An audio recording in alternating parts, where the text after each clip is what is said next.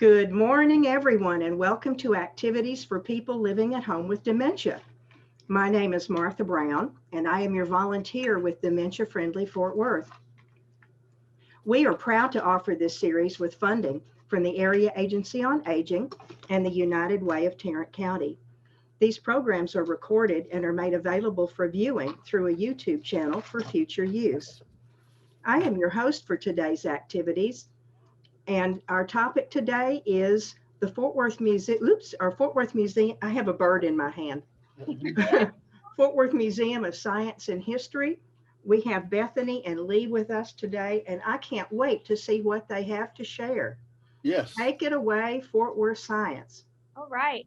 So our topic today is bison and Native Americans and how they utilize bison in their everyday lives. And so we have a few really fun artifacts that we have in our collection. Obviously, we have a giant bison head next to me. And then Lee is going to come talk about our Native American artifacts and how they utilize bison in its entirety. So I'm going to tell you a little bit about bison. I can zoom in real quick so you can see the head a little better. It looks like one of those mascot things you see at a football game. It really does. All right, this is our American bison, and a lot of people call them buffalo here. You probably hear buffalo a lot, but they're actually two different creatures. So buffalo, when we use that term, it's actually the water buffalo and the Cape buffalo that live in Africa. In America, we have bison. And they look very similar. So when people were traveling around and they saw these, our explorers came and found bison, they called them buffalo because they had seen other animals that were very similar to them. And there are ways to kind of tell the difference. So it's the 3 H's and a B is how you kind of tell the difference between a bison and a buffalo. So it's the head, the hump, the hair, and then the beard. So buffalo have bigger heads significantly. Bison have bigger heads than buffalo. And that's because they are usually plowing their ways through snow and other things. They live in mountainous, snowy regions. They also live in our area too, but a lot of them actually live further north. And so they have to be able to plow their way through things. They also, when they live here, I am from Lubbock originally. And so they live in areas that are high wind and high dirt, so they have to kind of push their way through. They also have significantly smaller horns than our buffalo friends in Africa. Let's see if you can see his horns or her horns. I don't know which it is, but they're smaller and pointed. A Cape buffalo or a water buffalo, they're going to have longer horns. They actually come out more of a longhorn, because they're going to come out and curve up and be pointed as well. They're just not as big. And then we have our hump here. You can see our hump. Cape buffalo and water buffalo don't have humps. If they do, it's not as significant. But they also, like I said, have those humps to kind of burrow their way through. It's also full of fat to keep them warm when they're in the winter. And then their fur. Their hair is woolly and was actually very important to Native Americans. They used them for everything. They used it for clothing. They use their hide for clothing. They use it for blankets. They use it for carpeting. They'd even use it for their teepees, depending on which Native Americans we're talking about. And they use all of the parts of the buffalo or the bison for a lot of different things. They'd use the horns, they'd hollow them out and use them as, they would maybe use them as spoons or cups, and they even use them in ceremonies. They would use their organs. So their bladder was actually used as a water container, and they used them to carry water around when they were traveling or fighting battles. They would use their bones. Sorry, we have friends coming in. They would use their bones to make beading, and even their teeth. They would use them as a rattle for their babies. They'd use them to shake, or they'd use them to decorate necklaces. So there's a lot of different ways that they would use the bison. And obviously they use them for meat and that kind of thing. And we have a few examples here that Lee is going to tell us about that utilize the bison and different Native American tribes. So she's going to tell you about that. All right. Get closer to the microphone. Can y'all hear me? Yes. Yes. Great. All right. Good morning. And the bison is on wheels. I love that. Yes. You guys can use it on the cart. This is how they did it.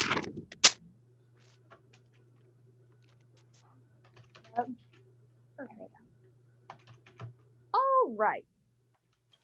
Okay, so when Bethany said that she wanted to do a program on bison, I was like, yay, we have a great collection. Everything that you see before you is made from bison. And as Bethany was saying, they're plains tribes. You utilize every part of the buffalo and nothing's wasted. And so we'll jump in here. We'll go ahead and start with the shirt. And I'm going to see if y'all try to get away from the light. This is actually a circa 1900s Oglala tribe. And the Oglala tribe is, we think of it more as a sub-tribe. It's one of 7 that make up the Lakota. So we're thinking more of northern plains. And so when it comes to plains, we're technically part of the plains, but the plains is a very large region. It goes up through Canada. And I think some people forget that there are northern parts of the plains, and it really is a wide spread across the United States. And so you have a lot of tribes. So if we can zoom in a little bit. Now, this one is a men's shirt made out of the bison hide, and it has been dyed and it's been painted.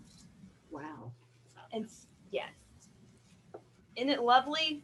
It's one of my favorite pieces. So you can see we have an image of a Native American man.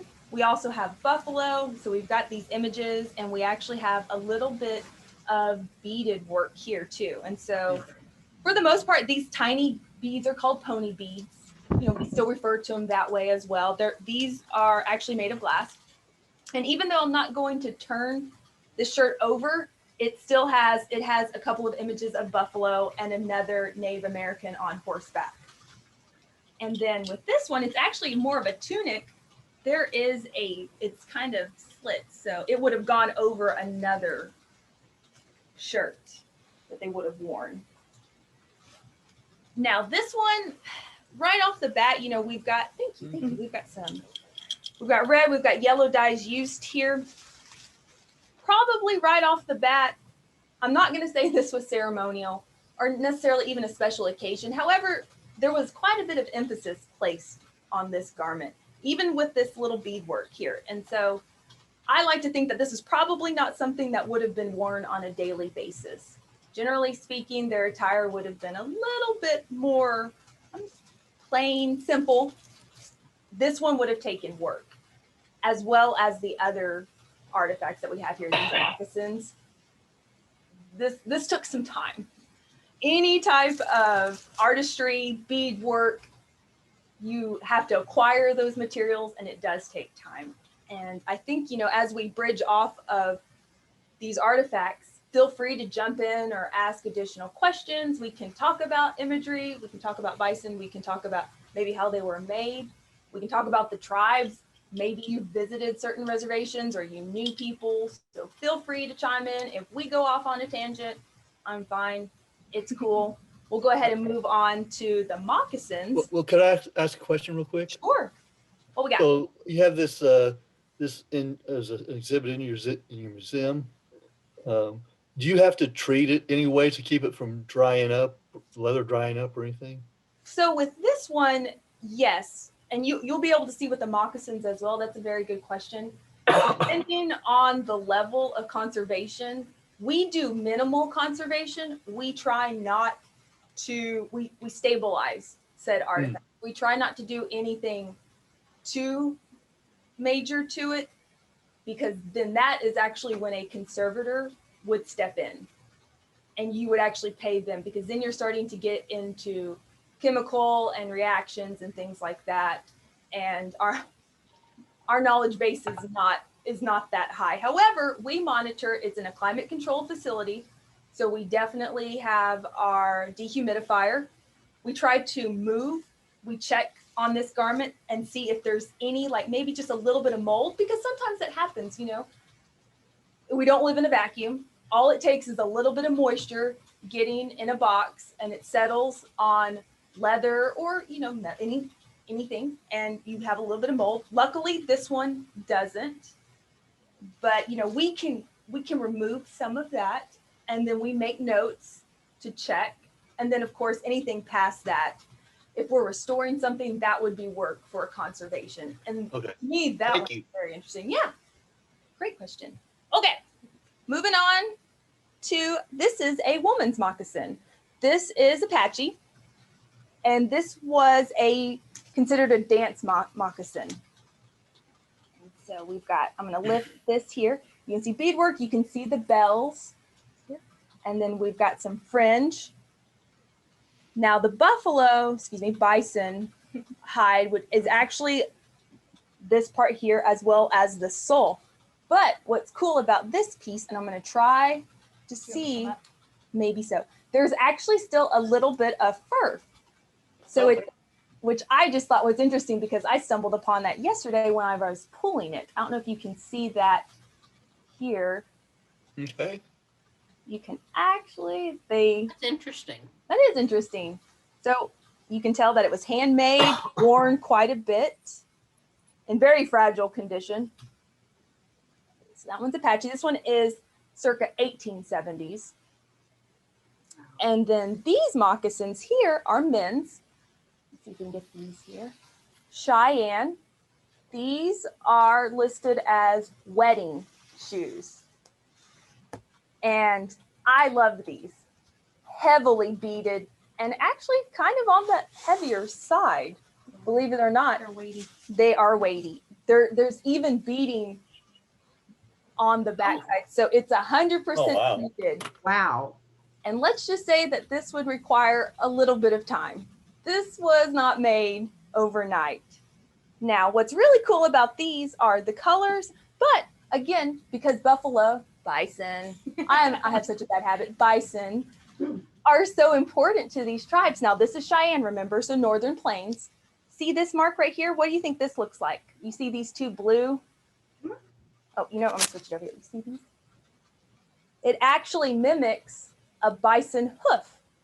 Oh. So they even Oh, incorporate it. okay. You kind of see it now, you can't Yeah. unsee it. Now that you say it, Yes, absolutely. And even if we turn it over, you still have a little bit of that imagery. So right there, just, you know, again, a ceremonial shoe worn on a special occasion, that imagery is still present in their ceremonies. And I really like these. Now, these were donated from the Cato Sells collection. We have a Cato Sells collection. I don't know if y'all are familiar with that name, or maybe it sounds kind of familiar. He was a commissioner for the Bureau of Indian Affairs in the late 1800s, moving into the 1900s. And he actually passed away here in Fort Worth. And he, during his commission, good or bad, we won't go there. It's just, he amassed several artifacts from his work with the tribes. And this is how he acquired it. Now, I don't know much more than that, other than it was donated from his family. But I just think these are beautiful. And Bethany, I have a question about the male shoes that you were just holding. Yeah. If they were made for weddings, they are so lovely and so intricate. Would he have worn them after the wedding or just for that one ceremony? Do you know? I'm gonna guess and say they probably would have worn it just a little bit after the ceremony, but not past that day. I can't imagine them wearing it. It'd have been a very ceremonial shoe. Yes. So Sounds I So like there might be a couple other events where they wore it, Yeah. but not very many.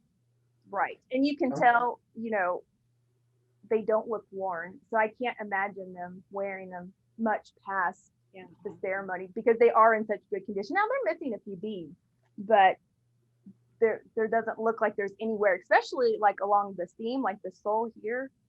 They will probably, they're probably worn by more than one They man probably- at a time. yeah. I mean, I can definitely see a that. lot of things are passed down generational, so they Hmm. may have been passed down through their Got family. Family. Like a tuxedo. Yes. Okay.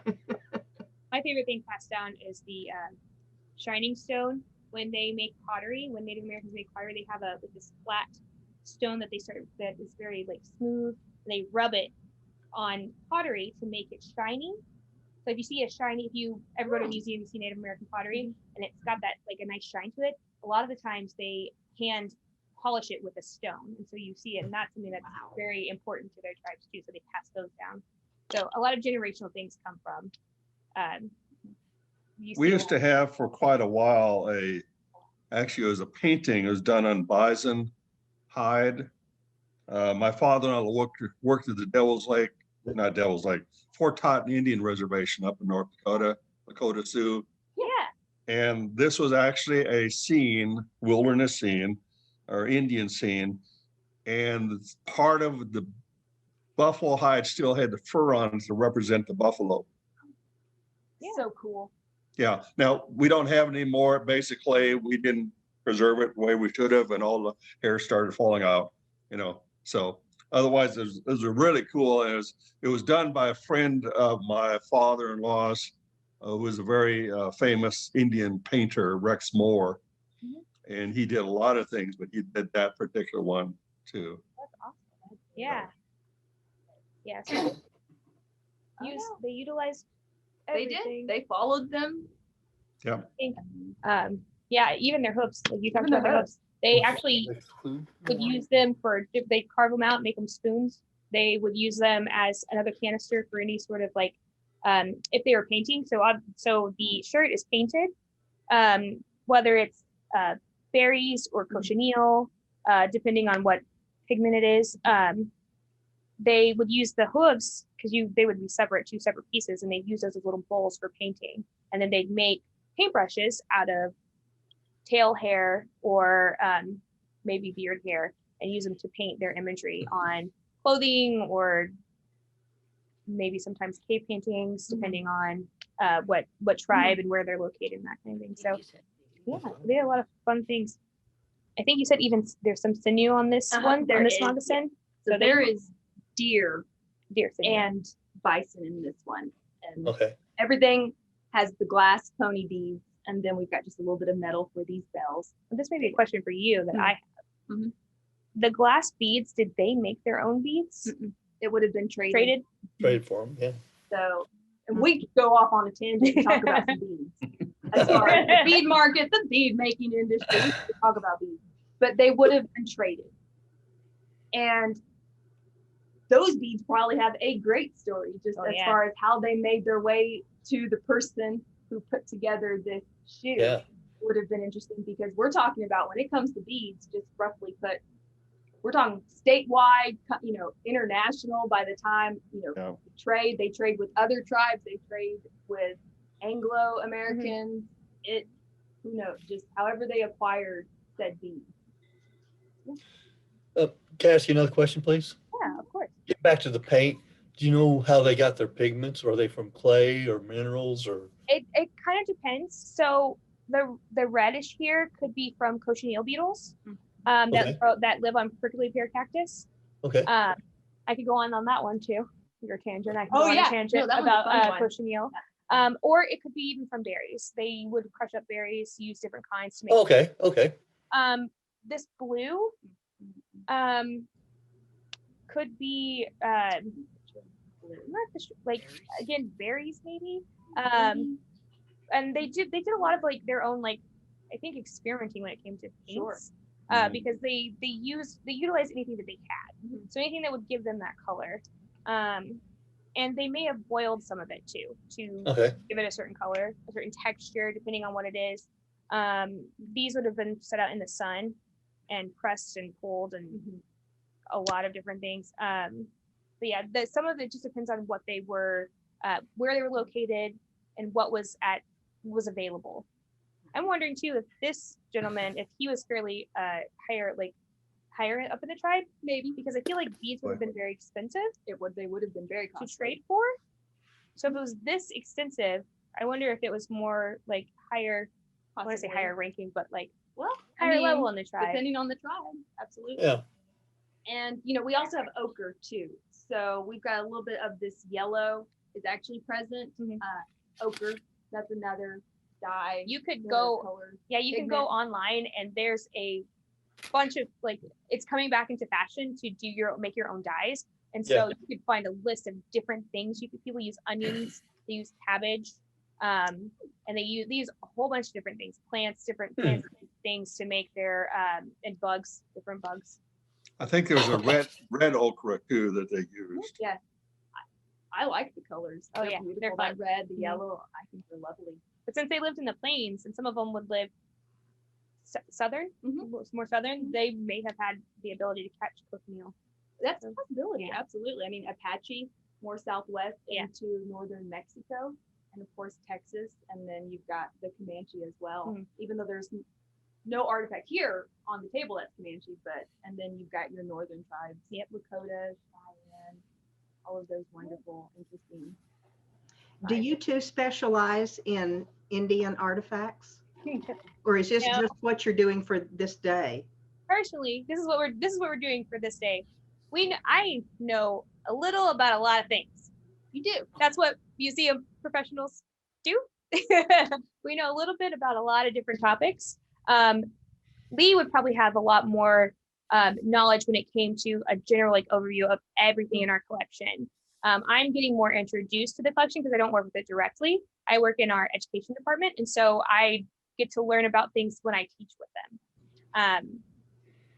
In the past, I got to do a whole bunch of classes on bison and Native Americans and how they would use it and different things. And so I kind of brought that here because I knew we had a giant bison head, and I've been wanting to find an excuse to bring it and use it. Just build a program. I'm going to build a program around the giant bison head. And that's kind of how a lot of the program topics come about. If there's something oh yes, we do have a flamingo. That is awesome. And we may do something on that. But also if you want to tell Gail, if there's any sort of topic that you may be interested in and we have something that is relevant, like we have something in our collection into a topic, you can also let Gail know. And then whenever we come on, we can find something in our collection or a few things in our collections that we could talk about what kind of topic you want. So if you're Bethany and Leah, thank you very much. I have to leave Eli, to go to Steve, another thanks. meeting, but Steve. thank you so much for it. I appreciate it. Yeah, I hope you come back. we'll be here. All right, thank you. Have a good day, Steve. Yay. Bye. Yeah. Poof. Well, I mean, if y'all generally find Native American artifacts interesting, we can move on to different regions. We don't have to stay with the plains. Nope. No, we can even go further south and just talk about indigenous cultures outside the United States, as far as like Mexico. If you like, We have those things too. I was like, I want to talk about my pottery. Lee loves pottery, and so she I would do. love to talk about pottery. I do. We've got some beautiful pre-Columbian pieces from Central America that predate these Oh, yeah, things, definitely. And I try to bring them out as much as Do you as part of your Indian stuff there, do anything with arrowheads or that sort of thing? well, we can talk Oh, about oh. that too. Okay, She's also been wanting to do something on weaponry, and so Yeah. that would fall right Okay. under it. man. Okay. Yeah, y'all are hitting good topics. we can definitely do. She's like, I got Figure it guns, all I've got knives, I've got arrowheads, I I've can got give you a stuff. whole range. I've got some stuff. Put casual. But projectile points, yes, we can talk about how they're made. I can pull samples. I can make them. Not Oh the best. wow. Actually, But I know I for have sure we have experience. Mayan ones because you brought those in for another We have program. those. So we can talk about. We can the talk about a whole different bunch of different things. rocks used, or even obsidian. Not that Native Americans were really using Paleo Indians, but well, that's a lot of different topics. Yeah. But we have that, and then if y'all are interested in blades, if there are certain knives, we do have a nice collection of, from utilitarian to military. We're just within the United States. We have a little bit international, but we can definitely pull those things. And I think some Okay. of the blades Thank are- you. Yeah, absolutely. We can give you lots of topics. Oh yeah, Oh, I can run with that'll them help too. us know what you're interested in, and we can definitely develop what we talk about on anything. I know that I think next week, I think we're here on March 4th. The 4th, yes, ma'am. And we are going to be talking about birds in the region. So our other collection manager who works in our science collection, her name's LaShawn Spotted Bear. She's going to be talking about birds in our region that live in the Metroplex. And so we're kind of excited about that one too. So, and she, just like Lee, is very knowledgeable about what's in our collection. And so they are able to expand a lot more than I ever would be able to, because I don't work in a collection, but I get to play with the collection, which is kind of my forte. I like to show people the stuff. So I have a question about, and we've not talked about it, about the Sure. teepees. Yes, go ahead. Were they painted with the same type of intricate designs as the shirt? Most of them no, because they were used for migratory, is that the good word for it? For those who would travel. Nomadic. They were travel nomadic. That's the word. Humans are nomadic. What? They would travel across. They wouldn't say, they were not a singular rooted tribe. So they would Okay. they were nomadic. So they were more like their normal clothing. They would be usable and durable. They wouldn't be painted because there wouldn't really have been a point. Okay. Now there may be other things that they would have painted a teepee for. Maybe the chief had a more fancy teepee. I don't know, but Lee might. Designate ownership. Yeah. Maybe. Yeah. Just a little bit of to just differentiate. To know who's Okay. what, who belongs to what, and that kind of thing, because they would travel. They were easy to pick up and take, like tents. They were easy to break down, Right. pick up, and move along. So, yeah, Thank you. but for bison, they would use their hides and some of their sinew as rope. They would pull it, make it rope. Yep. They even use that in bows and I think atlatls. No, not atlatls. Yeah, atlatls. Yeah. Yes, like you said, rope, thread, Mhm. as far as just Oh, you yeah. know, the insole or even with clothing, Mhm. sinew works. You know, even wrapping their arrows. You know, you've got your point, and then you've got to wrap sinew with Okay, yeah. quite a bit. So, I mean, And they used any and all. they used all of it. Of organs, I said the bladder, they would dry it out and use it as a water container, but they also use like the heart and everything. They use those for like ceremonial purposes or as like a sacrifice, depending on the tribe. And so they try to use every single part how they could. And so they were very, very green in that aspect. Yeah. They had to use whatever they had. Mhm. Yeah, that's what they had. We didn't want to waste, especially when we started taking over, we started killing off bison because we were trying to move along and what's a good way to say that? Well, you got American tribe. Western expansion as There far we as go. with Anglo settlers, and of course, if you've got several, I use that term loosely, it's actually quite a bit. When you got thousands of people following buffalo, Bison herds, yeah. bison herds No, you're fine. from Canada through Mexico, northern part of Mexico. I mean, that's a big swath of land. You know, Yeah. you've got Yes, it large is. grassland. They're following them, and so they're moving around. And depending on the tribe, depending on the Anglo settler, you know, who's coming in contact, who knows? I mean, a little bit of everything from what Right. I've studied with American history. It Yeah. just depends. And you use everything you have because You do. at further along at that point, they're harder to find. And so now bison are no longer endangered. They were at one point, but they are no longer considered endangered. So actually you can eat bison buffalo burgers. You can eat those Yes, you can. things. Pretty good. I've never I had mean, I'd one. eat it. I would totally eat. I'd totally eat bison. I've never had one, mostly because I haven't been in a region where I've actually stopped to try to eat one because I've been traveling through.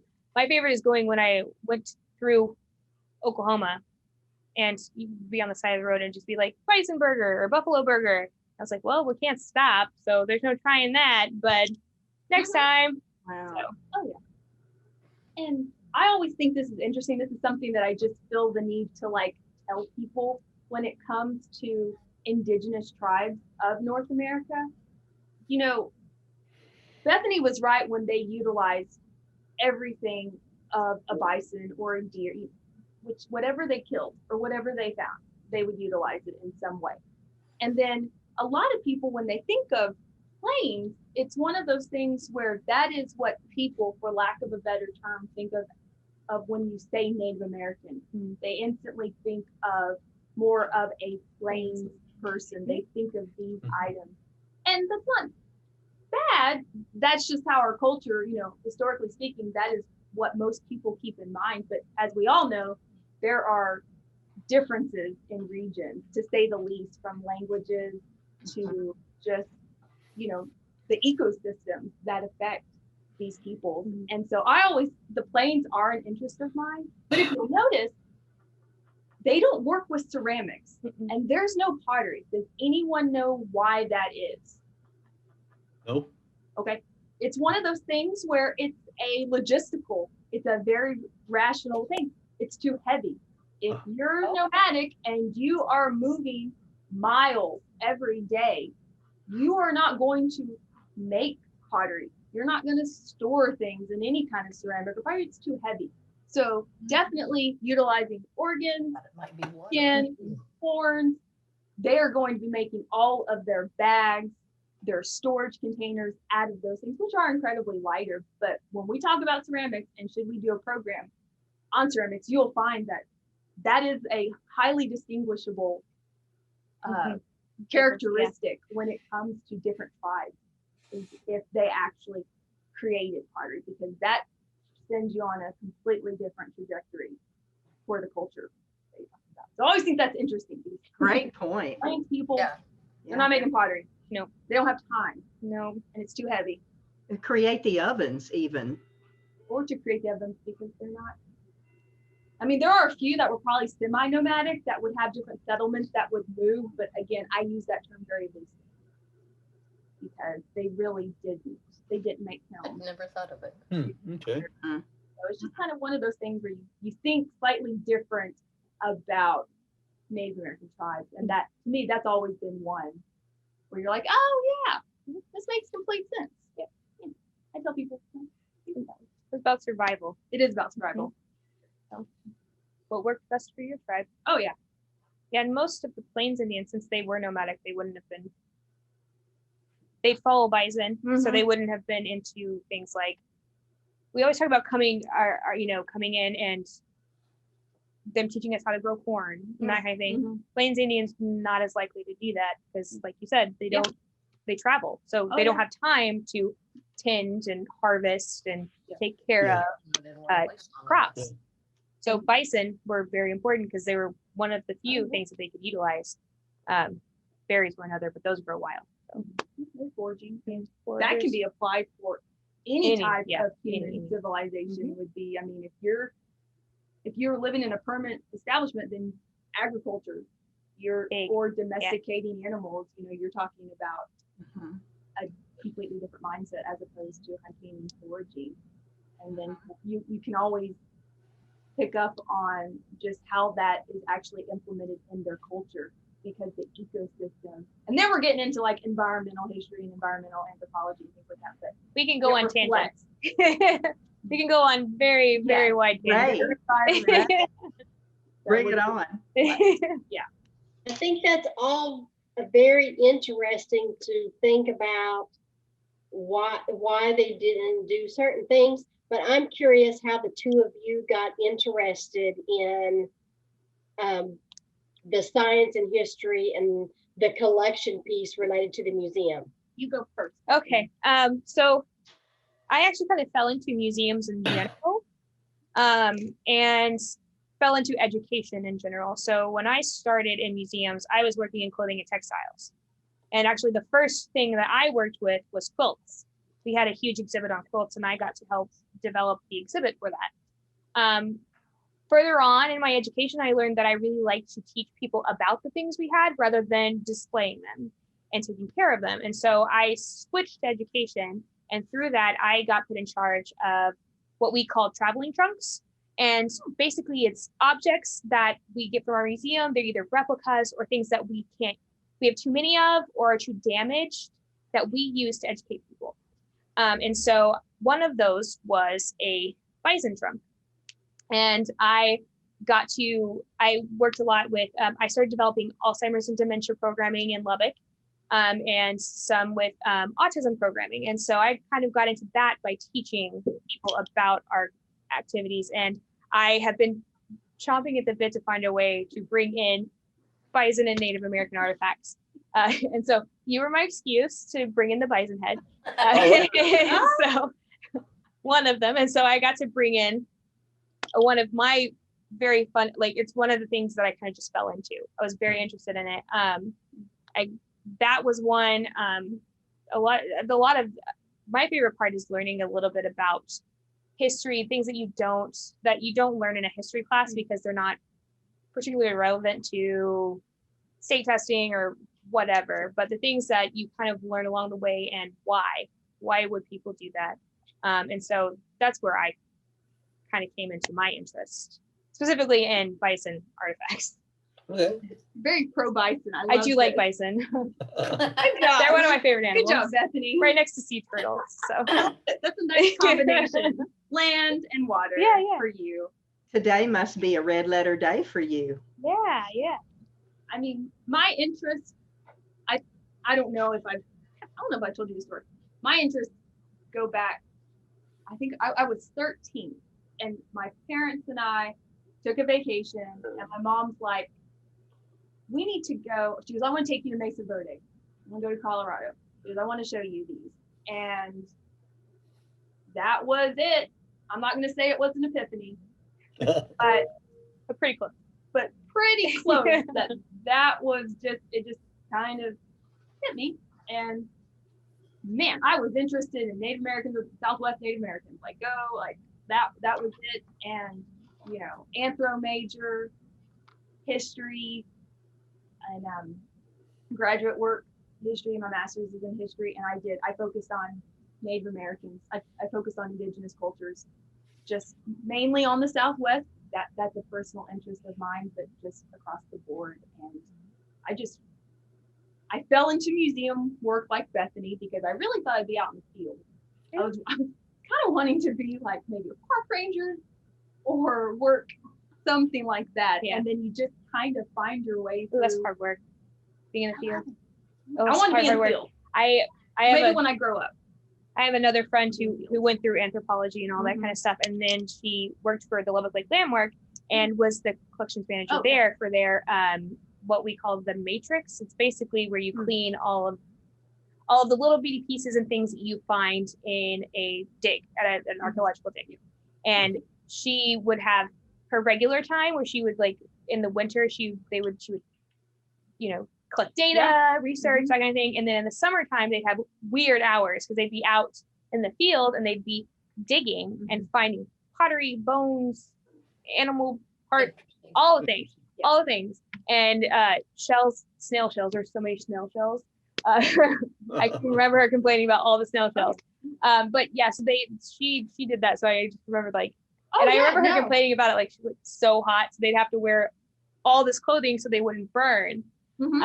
But it was in the middle of Lubbock, Texas at like 100 degrees. Oh yeah. And so she was like, yeah, it's fun, but it's hot. And I'm like, yeah, guarantee it's hot. Oh yeah. We are so grateful that you've Yeah. done this for us today.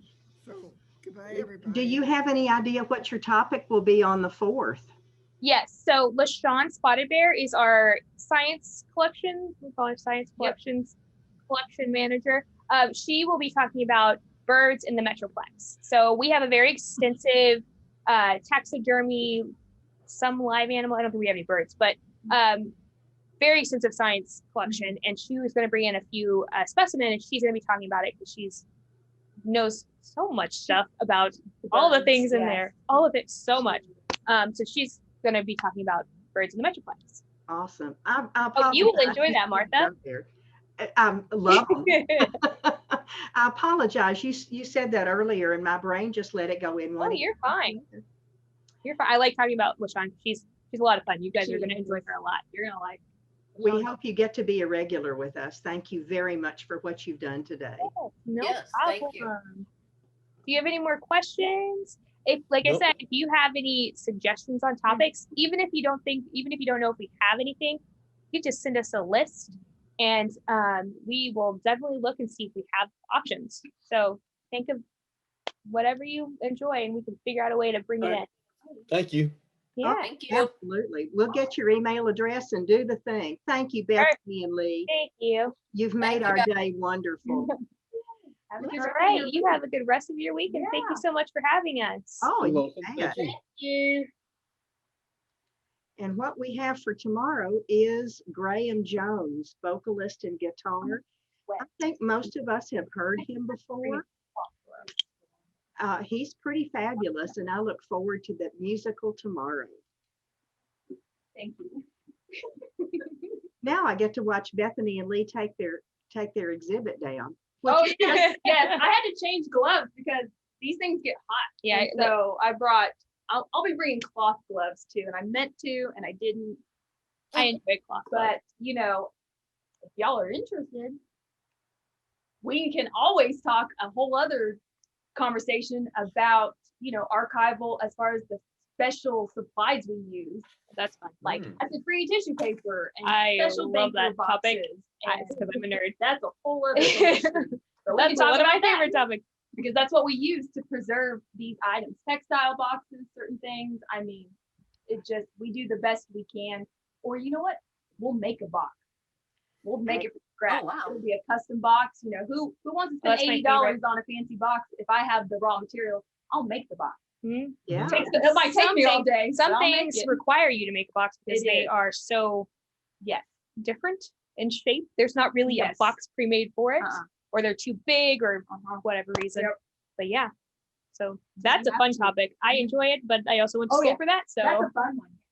That's awesome. Excellent. Thank Thank you, you. guys. Ladies, have a Thank you so wonderful much. day. Keep Don up and your day. Myra, John and Janine. All right. Gail's gone. She was on to something else. All right. I hope y'all have a wonderful day, and we'll hear some nice vocals tomorrow with the guitar. Yes, we Very will. good. Thank Very you. good. Everybody have a great day. Bye-bye. Bye. Bye-bye.